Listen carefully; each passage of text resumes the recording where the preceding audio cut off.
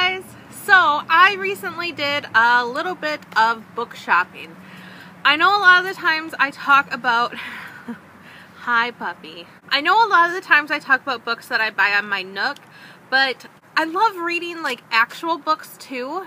So sometimes I do find myself stopping at Barnes & Noble and just buying way more books than what I actually need. I made a quick stop and I picked up 5 books, so I just wanted to show you guys what I found. So these first 2 books I noticed on some list. I think it was Lauren Conrad's must-read books for the spring or something like that. And I saw these ones and I read the description and they sounded really good, so I had to go pick them up. So the first one is called, I can't pronounce this last name, but his first name, or I can't pronounce his name, the author's name, but the book is called Never Let Me Go, and it is by this author, if you can see it, and it says, as children, Kathy, Ruth, and Tommy were students at Hailsham, an exclusive boarding school secluded in the English countryside. It was a place of cliques and mysterious rules. The teachers were constantly reminding their charges of how special they were. Now, years later, Kathy is a young woman. Ruth and Tommy have I can't even talk. Ruth and Tommy have re-entered her life, and for the first time she's beginning to look back at their shared past and understand just what it is that makes them so special, and how that gift will shape the rest of their time together. Suspenseful, moving, beautifully atmospheric, Never Let Me Go is another classic by this author. I don't know, just something about the way that it's described just really drew me in, and it looked really interesting to me. The next book was described as a book that's great to read while you're still in college, or if you're older and have already graduated like I am and you want to look back on your college years. This one is called The Secret History by Dona Tartt. The little blurb on the back says, under the influence of their charismatic classics professor, a group of clever, eccentric misfits at the elite New England college discover a way of thinking and living that is a world away from the humdrum existence of their contemporaries. But when they go beyond the boundaries of normal mortality, they slip gradually from the obsession to corruption and betrayal, and at last into evil. That just sounds good, huh? So I'm looking forward to reading this. It sounds really good. There's sirens. So this next book I bought, I've actually heard a ton about, and what I've heard has been a lot of mixed reviews. I've seen it on a lot of my recommended reading lists that I have on like Goodreads or just on Pinterest, like the top 20 books to read and whatever. And this book is called Room, and it's by Emma Donoghue. And the back of this says, to 5-year-old Jack, room is the world.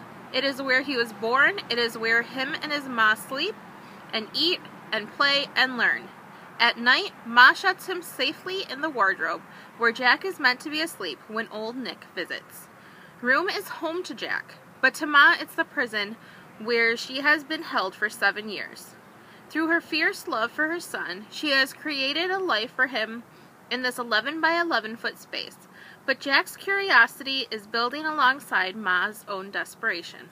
And she knows that Room cannot contain either much longer. Room is a tale at once shocking, riveting, exhilarating. A story of unconquerable love in harrowing circumstances and of the diamond-hard bond between mother and child.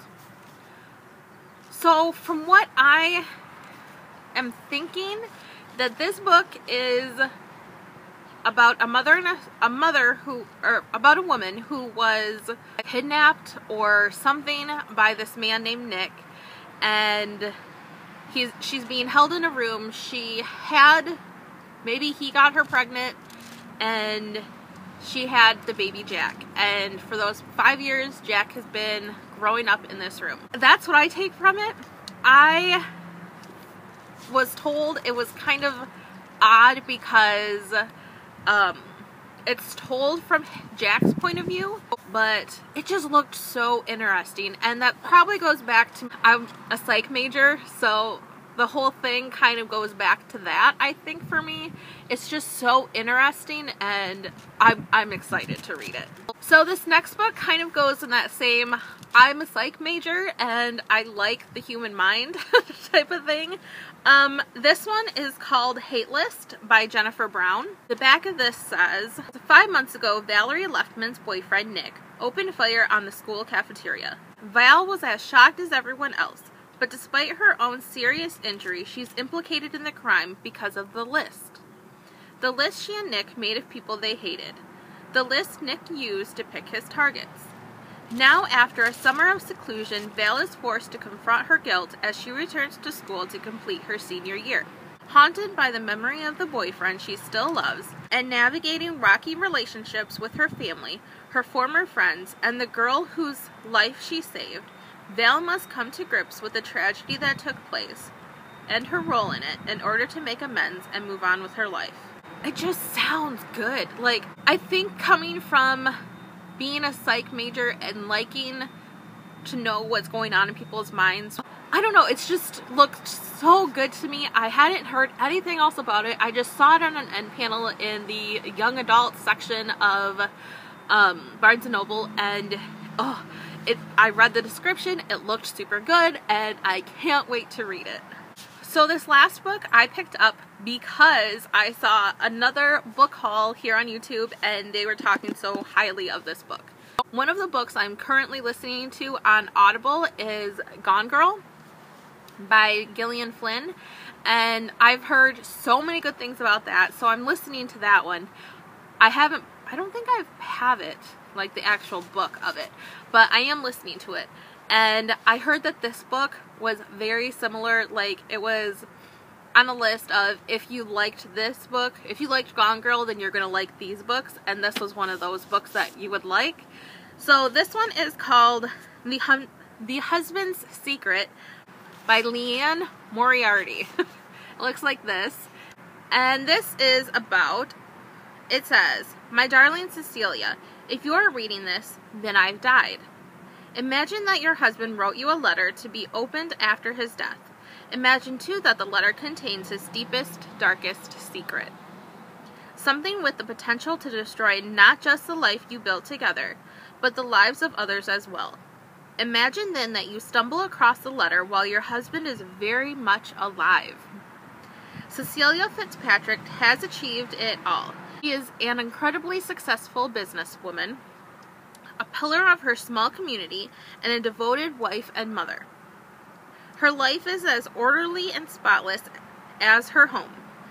But a letter is about to change everything, and not just for her. Rachel and Tess barely know Cecilia, or each other.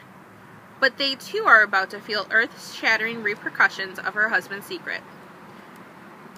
It just sounds good. Like, if you had a deep, dark secret and you only wanted people to find out about it after you've already passed away, and you write it down, you put it in your will, you put it in a safe, you stick it in a book, something, and they find it while you're still alive, I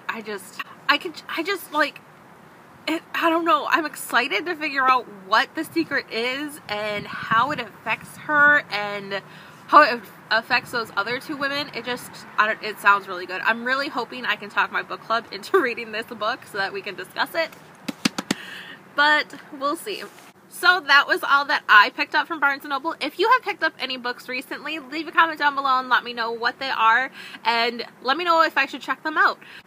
If you liked this video, please remember to give it a thumbs up, and if you are new here, click that subscribe button. I do 3 videos a week. Thank you guys so much for watching, and I will see you real soon. Bye!